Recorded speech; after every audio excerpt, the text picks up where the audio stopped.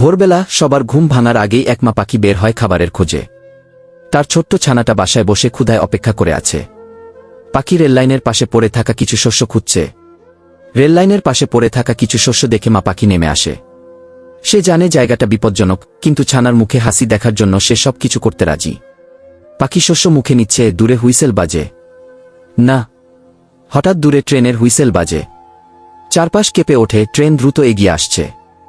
পাখি ওড়ার চেষ্টা করছে, কিন্তু ডানা জড়িয়ে গেছে রেললাইনের ফাঁকে। মা পাখির ডানা রেললাইনের ফাঁকে আটকে গেছে।